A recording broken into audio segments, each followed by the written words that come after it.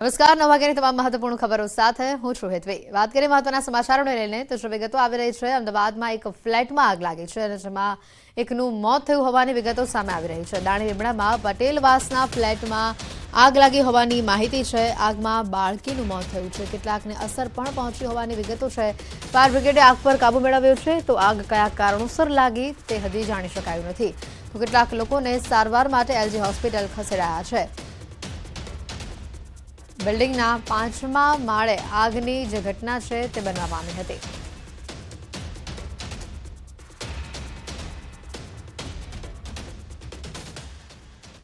અને આજ અંગે વધુ વિગત મેળવીશું। સંવાદદાતા સંજય ડાંગ અમારી સાથે સીધા અહીંયા જોડાયા છે।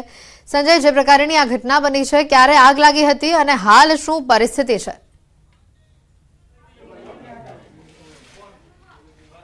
એથી હું સીધા દ્રશ્ય આપને બતાવીશ કે અમદાવાદના દાણી લીમડામાં આવેલ જે ખ્વાજા ફ્લેટ 1 જે છે ત્યાં આગની ઘટના બની હતી ને આપ આ દ્રશ્ય જોઈ શકો છો। આ જે છે ફ્લેટનો બેઝમેન્ટ છે અને આપ આ દ્રશ્યમાં દેખાઈ રહ્યું છે કે જે રીતે જે અહીંયા ઇલેક્ટ્રિક જે મીટર જે છે એ મીટરમાં જે આગની ઘટના બની હતી અને જે રીતે આ ફ્લેટમાં જે 5 માળનું આ બિલ્ડિંગ છે અને જે લોકો રહી રહ્યા છે, આગ જે બેઝમેન્ટમાં લાગી હતી, અહીંયા વ્હીકલ રાખવામાં આવ્યા હતા તેમાં પણ આગ પ્રસરી હતી અને જે એક બાઇક જે છે તેમાં ધડાકો થયો હોવાની પણ વિગત સામે આવી છે। જો કે આ આગ જે છે તે સીધી તેના ધુમાડા જે છે તે 3 માળ સુધી પ્રસર્યા હતા અને એ ધુમાડાના કારણે અફરાતફરીનો માહોલ સર્જાયો હતો। બીજા એક દ્રશ્ય હું આપને બતાવવાનો પ્રયાસ કરીશ હેતવી કે અહીંયા જે આપ જે જોઈ શકો છો કે જે અવર જવર આ ફ્લેટમાં અવર જવર માટેનો આ એક જ રસ્તો જે છે એટલે કહી શકાય કે જે લોકો 3જા માળે જે ફસાયા હશે, જે લોકો રહી રહ્યા હશે તેઓને બહાર નીકળવાનો પણ મોકો મળ્યો નથી અને તેના કારણે ક્યાંક ને ક્યાંક જે છે ગુંગળામણ લોકો અનુભવી રહ્યા હતા અને 8 થી 10 લોકો જે છે તેઓને હાલ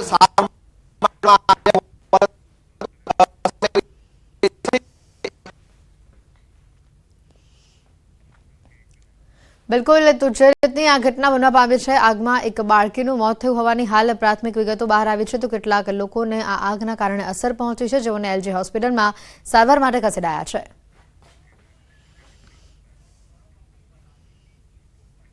અને હવે વાત કરીશું ભવનાથમાં ચાલતા મહાશિવરાત્રિના મેળાની।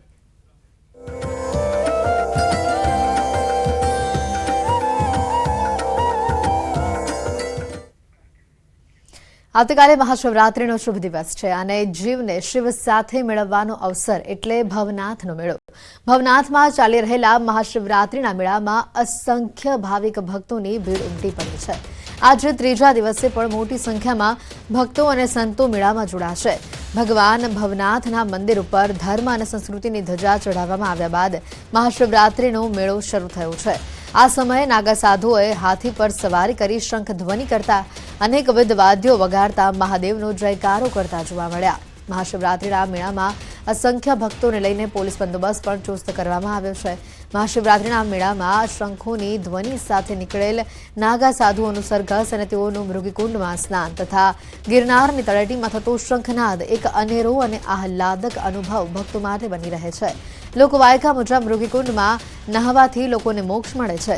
ભવનાથના મેળામાં મહાશિવરાત્રિએ ભગવાન ભવનાથની મધ્યરાત્રિએ પૂજા કરાય છે અને આ મહાપૂજાના દર્શન કરવા દેશ વિદેશથી ભાવિક ભક્તો સહિત સાધુ સંતો અને નાગા સાધુઓ મોટી સંખ્યામાં આવતા હોય છે।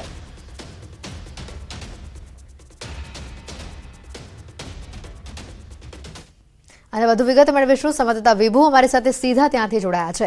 વિભુ, કેવો માહોલ છે? 3જો દિવસ છે આજે અને ભાવિકોમાં પણ અનેરો ઉત્સાહ છે આવતીકાલે મહાશિવરાત્રિના પર્વને લઈને।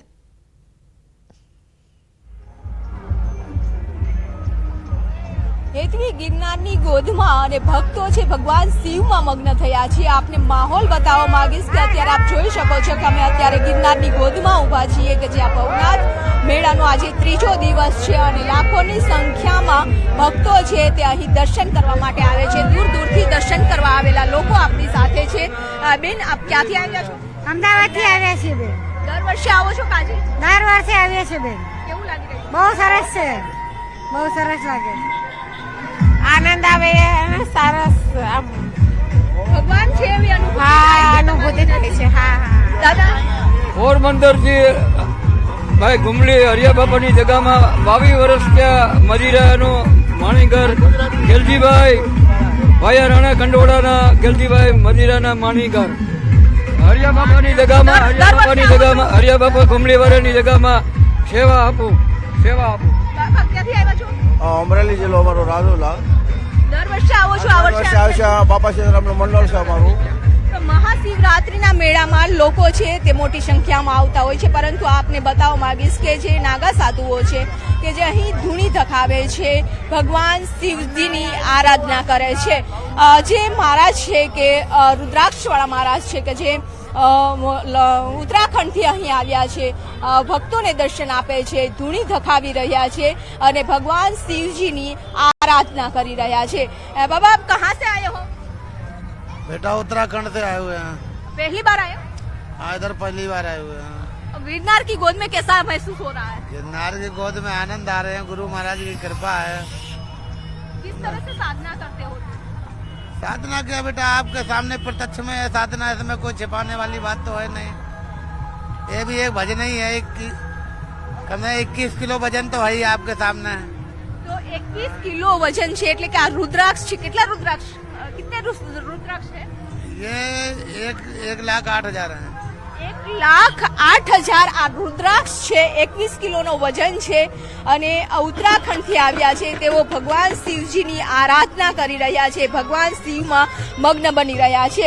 અહીં ખાસ મહત્વ શિવરાત્રિના મેળા દરમિયાન જે નાગા સાધુઓ હોય છે પોતાની તપસ્યા કરે છે. આ તપોભૂમિ છે, શિવની ભૂમિ છે, શક્તિની ભૂમિ છે, તપસ્યાની ભૂમિ છે અને આ ભૂમિ પર આવું એક સૌભાગ્યની વાત હોય છે.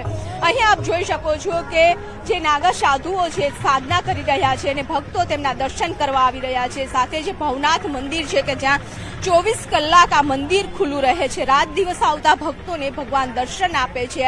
આવતીકાલે મહાશિવરાત્રિ છે અને મહાશિવરાત્રિમાં જે રેવેણી નીકળતી હોય છે અને શાહી સ્નાન છે તે કરવામાં આવતું હોય છે.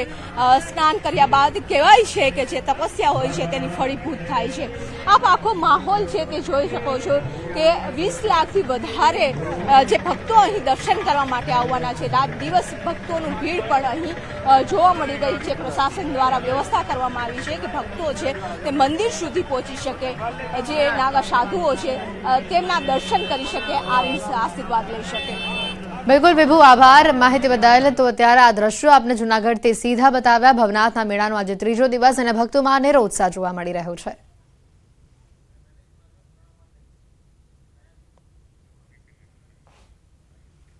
આવતીકાલે મહાશિવરાત્રિના પાવન પર્વની દેશભરમાં ધામધૂમથી ઉજવણી થશે અને ત્યારે પ્રથમ જ્યોતિર્લિંગ સોમનાથ મહાદેવના દર્શન માટે લાખોની સંખ્યામાં ભક્તો ઉમટી પડશે. ગત વર્ષે પણ મહાશિવરાત્રિ પર્વ પર 2 લાખથી વધુ શ્રદ્ધાળુઓએ સોમનાથ મહાદેવના દર્શન કર્યા હતા. આ વખતે પણ મંદિર પ્રશાસને આ મહાપર્વને ધામધૂમથી ઉજવવા માટે તૈયારી પૂર્ણ કરી દીધી છે. દેવાધિદેવ સોમનાથ મહાદેવના સાનિધ્યમાં 42 કલાક સતત ધર્મોત્સવ ઉજવવામાં આવશે. દર શિવરાત્રિની જેમ આ વખતે પણ સોમનાથ મંદિર સવારે 4 વાગે ખોલવામાં આવશે. સવારે 7 વાગે પ્રાતઃ આરતી કરવામાં આવશે અને ત્યારબાદ ટ્રસ્ટ દ્વારા ધ્વજા પૂજા અને પાલખી પૂજા કરી સવારે 9:30 કલાકે મંદિર પરિસરમાં દર્શનાર્થીઓ માટે પાલખી યાત્રા યોજવામાં આવશે. પરંપરા અનુસાર જ મહાશિવરાત્રિની રાત્રિ પર 4 પ્રહરની મહાપૂજા અને મહાઆરતીનું પણ આયોજન કરવામાં આવ્યું છે. આ સાથે વહેલી સવારથી જ સોમનાથ યજ્ઞશાળામાં હોમાત્મક લઘુરુદ્ર યાગનું પણ આયોજન કરવામાં આવ્યું છે.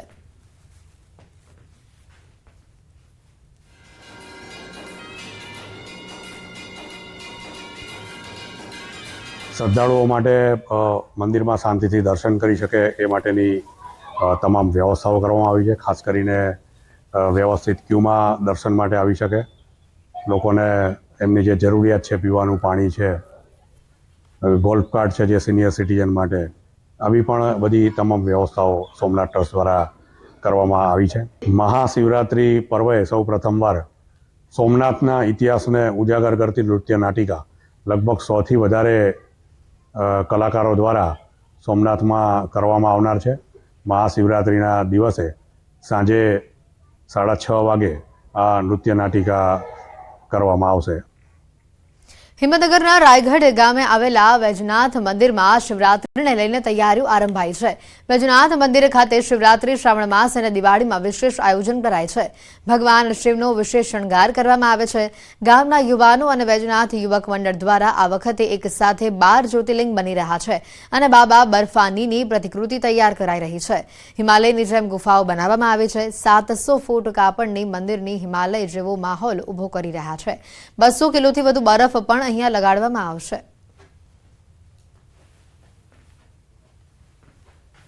તો આ વર્ષે બી દર વર્ષની જેમ 12 જ્યોતિર્લિંગ અને બર્ફાની બાબાની પ્રતિકૃતિનું આયોજન કરવામાં આવેલું. જે લોકો બહાર જઈ અને જ્યોતિર્લિંગના દર્શન નથી કરી શકતા તે અહીંયા આવી અને આ પ્રતિકૃતિના દર્શન કરી અને પોતાની આસ્થા પ્રગટ કરી શકે છે. બધા યુવાનો ભેગા મળીને પ્રસંગને ખૂબ સારી રીતે પાર પાડે છે. વૈદ્યનાથ દાદાના ત્યાં દરેક પ્રસંગે વાર તહેવારે શિવરાત્રી હોય, દિવાળી હોય, શ્રાવણ મહિનો હોય, અનેરા અવનવા પ્રસંગો થાય છે અને ભક્તો ખૂબ મોટા પ્રમાણમાં એનો દર્શન કરીને લાભ લઈને પોતે ધન્યતા અનુભવે છે. શિવરાત્રી નિમિત્તે હિમાલય બનાવવામાં આવેલ છે, જે હિમાલયમાં બાબા બર્ફાની 12 જ્યોતિર્લિંગ અને માન સરોવરના દર્શન મૂકવામાં આવેલ છે. દર વર્ષની જેમ આ વર્ષે પણ ફલાહારનું આયોજન કરવામાં આવેલ છે. સાંજે 5 વાગે મહાઆરતીનું આયોજન કરવામાં આવેલ છે. હવે વાત રાહુલ ગાંધીની ન્યાયયાત્રાની.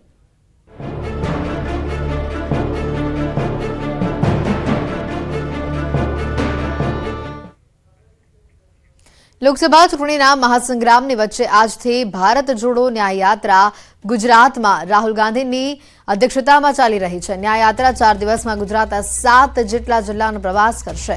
ન્યાયયાત્રા રાજ્યમાં 400 થી વધુ કિલોમીટરનો પ્રવાસ કરશે. આ યાત્રામાં પેપર ફૂટવા, બેરોજગારી, ખેડૂતોના પ્રશ્નો ઉઠાવાશે. દાહોદ જિલ્લાના ઝાલોદથી પ્રવેશ કરશે રાહુલની આ યાત્રા. લોકસભાની ચૂંટણી જાહેર થવાને હવે ગણતરીના દિવસો બાકી છે અને એ પહેલા કોંગ્રેસ નેતા રાહુલ ગાંધી ગુજરાતમાં ન્યાયયાત્રા લઈને આવી રહ્યા છે. આજે ન્યાયયાત્રા બપોરે 3 વાગે રાજસ્થાનના બાંસવાડાથી ગુજરાતના દાહોદ જિલ્લાના ઝાલોદ ખાતેથી પ્રવેશ કરશે. તો બીજી તરફ 3:30 વાગે રાહુલ ગાંધી ઝાલોદમાં જ જંગી જાહેર સભાને સંબોધિત કરશે. એક બાજુ ગુજરાતમાં એક બાદ એક કોંગ્રેસના નેતાઓ, ધારાસભ્યો પક્ષને અલવિદા કહી રહ્યા છે, તો બીજી તરફ ન્યાયયાત્રામાં વ્યસ્ત રાહુલ ગાંધી આખરે ગુજરાતમાં ન્યાયયાત્રા થકી 4 દિવસ પસાર કરશે. જેમાં રાહુલ ગાંધી 7 જિલ્લામાં 400 કિલોમીટરથી વધુ પ્રવાસ કરશે. જેમાં રાહુલ ગાંધી ન્યાયયાત્રા થકી દાહોદ, પંચમહાલ, છોટાઉદેપુર, ભરૂચ, સુરત, નર્મદા અને તાપી જિલ્લાનો પ્રવાસ ખેડશે. રાહુલ ગાંધી આજે દાહોદ જિલ્લામાં રહેશે, જ્યારે આવતીકાલે એટલે કે 8મી માર્ચે ન્યાયયાત્રા દાહોદથી પંચમહાલ જિલ્લામાં જશે.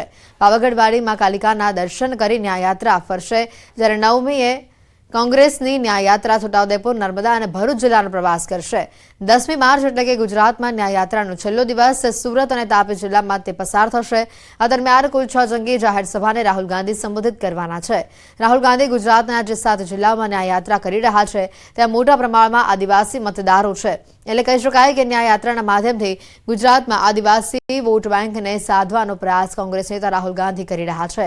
ગુજરાત બાદ રાહુલ ગાંધીની ન્યાયયાત્રા મહારાષ્ટ્રમાં પ્રવેશ કરશે.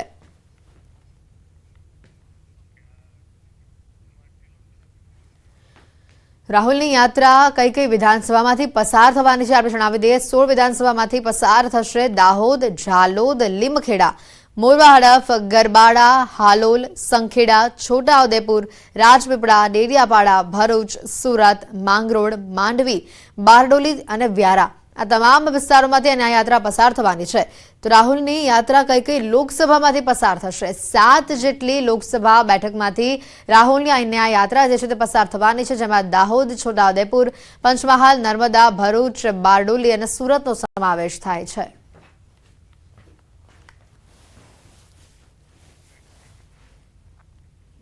આ તરફ ભારત જોડો ન્યાયયાત્રાની તૈયારીઓને આખરી ઓપ આપવામાં આવી રહ્યું છે, ત્યારે ગુજરાત કોંગ્રેસ પ્રમુખ શક્તિસિંહ ગોહિલ છોટાઉદેપુર ખાતે પહોંચ્યા, જ્યાં તેઓએ દિગ્ગજ કોંગ્રેસી નેતાઓ અને કાર્યકર્તાઓ સાથે બેઠક કરી છે. ન્યાયયાત્રાની સમગ્ર તૈયારી અંગે માહિતી મેળવી છે, જે બાદ તેઓ પત્રકાર પરિષદમાં રીતસરના ભાજપ પર વરસી પડ્યા હતા.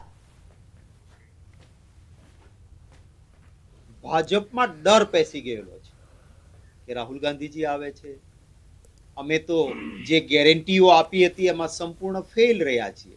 2 કરોડ નોકરીની વાત કરતા હતા ને હતી એની નોકરીઓ જતી રહી. ખેડૂતની આવક બમણી કરશું કીધું હતું અને એ ગેરંટી તો ફેલ ગઈ. ખર્ચા ખેડૂતના ડબલ થયા, આવક તો બમણી થઈ નહીં. જે કર્મચારીઓ કામ કરે છે ફિક્સ પગારથી પરેશાન છે, આઉટસોર્સિંગથી પરેશાન છે, જૂની પેન્શન યોજના મળતી નથી, તો ગુજરાતમાં તકલીફ પડી જશે આવો ભાજપને ડર લાગ્યો છે. કારણ કે કામના બદલે કારનામા કર્યા છે. એટલે એક હાથમાં ડરનો દંડો અને બીજી હાથમાં લાલચ. આવો અહીંયા તમને કંઈક બનાવી દઈએ અમે.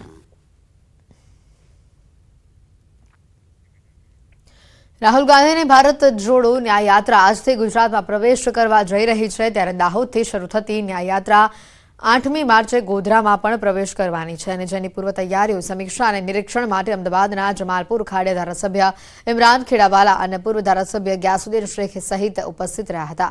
આ દરમિયાન ધારાસભ્ય ઇમરાન ખેડાવાલાએ કોંગ્રેસ છોડી જનાર ધારાસભ્યો પર નિશાન સાધ્યું હતું.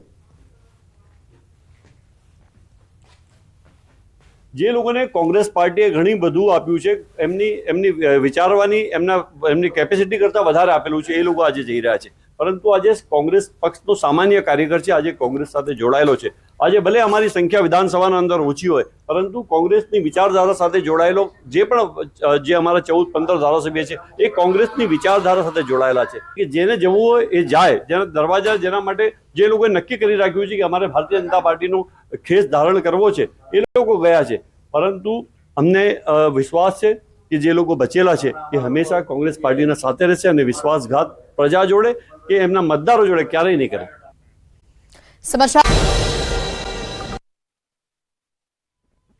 બ્રેક બાદ આપનું સ્વાગત છે. જૂનાગઢ કોંગ્રેસમાં ભૂકંપના સમાચાર છે. રાજીનામાનો દોર યથાવત જોવા મળી રહ્યો છે. વંથલી તાલુકા કોંગ્રેસ પ્રમુખ અને મહામંત્રીનું રાજીનામું સામે આવ્યું છે. તાલુકા કોંગ્રેસ પ્રમુખ મનસુખ પાડલિયાનું રાજીનામું આવ્યું છે, તો વંથલી તાલુકા કોંગ્રેસ મહામંત્રી રમેશ વાણવીનું રાજીનામું સામે આવ્યું છે. જિલ્લા કોંગ્રેસ પ્રમુખને તેઓએ રાજીનામું સોંપ્યું છે. કોંગ્રેસના તમામ હોદ્દાઓ પરથી તેઓએ રાજીનામું આપ્યું છે. ધારાસભ્ય અરવિંદ લાડાણીના રાજીનામા બાદ સ્થાનિક પદાધિકારીઓના રાજીનામા જ સામે આવી રહ્યા છે. ટૂંક સમયમાં ભાજપમાં તેઓ જોડાય તેવી પણ શક્યતાઓ વહેતી થઈ છે. ધારાસભ્યોના રાજીનામા બાદ કોંગ્રેસ પ્રમુખ રીતસરના બગડ્યા. ધારાસભ્યોના રાજીનામા પર ગુજરાત કોંગ્રેસ પ્રમુખ શક્તિસિંહ ગોહિલનું નિવેદન સામે આવ્યું. ભાજપ કોંગ્રેસ મુક્ત રહી કોંગ્રેસ યુક્ત થઈ રહી છે. કોંગ્રેસ મુક્ત ભારત ક્યારેય નહીં થાય. આખું ભાજપ કોંગ્રેસ યુક્ત થઈ ગયું છે અને આ ભાજપમાં બહુ દમ છે. ઋષિકેશભાઈ, તમારી બહુ તાકાત છે ને તમે સારા કામ કર્યા છે, તો કાલ સુધી તમારા નેતાને કોઈ રંગાબિલ્લા કહેતા હોય, પાગલ સાથે સરખાવતા હોય, એને ખેસ પહેરાવીને તમારા પ્રદેશ પ્રમુખના વિશે આખા ગુનાનો ઇતિહાસ જે રજૂ કરતા હોય, એના ખોળામાં બેસવાની તમને કેમ જરૂર પડે છે? વિચારો તો ખરા. ઉમેદવારો માટે કોંગ્રેસનું મંથન સામે આવ્યું છે. આજે દિલ્હીમાં કોંગ્રેસ ચૂંટણી સમિતિની બેઠક મળશે. સાંજે મળનારી આ બેઠકમાં ઉમેદવારોના નામો પર ચર્ચા થશે. ખાસ કરીને જે બેઠકો પર કોંગ્રેસ એકલા હાથે ચૂંટણી લડવાની છે તે બેઠકો અંગે ચર્ચા થશે. આ બેઠકમાં કોંગ્રેસ ઉમેદવારોના નામની પ્રથમ યાદીને અંતિમ રૂપ આપે તેવી શક્યતાઓ છે. બેઠકમાં કોંગ્રેસ અધ્યક્ષ અને ચૂંટણી સમિતિના અધ્યક્ષ મલ્લિકાર્જુન ખડગે, સોનિયા ગાંધી સહિતના સભ્યો હાજર રહેશે. લોકસભાની ચૂંટણી માટે અગાઉ 2 માર્ચે ભાજપે 195 ઉમેદવારોના નામ જાહેર કર્યા હતા. ભાજપની પ્રથમ યાદી જાહેર થઈ ચૂકી છે. હવે કોંગ્રેસની પહેલી યાદી પર સૌ કોઈની નજર મંડાઈ છે. ભરૂચના રાજકારણમાં જોરદાર ગરમાવો આવ્યો છે. જ્યારેથી સમાચાર માધ્યમોમાં બીટીપીના અધ્યક્ષ મહેશ વસાવાના ભાજપમાં જોડાવાના સમાચાર વહેતા થયા છે, ત્યારથી જ ભરૂચ લોકસભા ચૂંટણીનો જગ રસપ્રદ બનતો જઈ રહ્યો છે. જે મહેશભાઈ વસાવા આપણા પુત્ર જે ભાજપમાં જોડાવાની તૈયારી કરી, એને પૂછી લેવાનું કેમ ગયા છે તે. આટલો મોટો સમાજ છોડીને જાય તો બીજું કંઈ કારણ હશે તો જ જાય ને. આજે આટલું મોટું સંગઠન એ છોડીને જાય એની પાછળ શું કારણ હોય, એને પૂછી લેવાનું શું છે તે. બુલેટિનમાં અત્યારે ફક્ત આટલું જ. રજા આપશો. નમસ્કાર.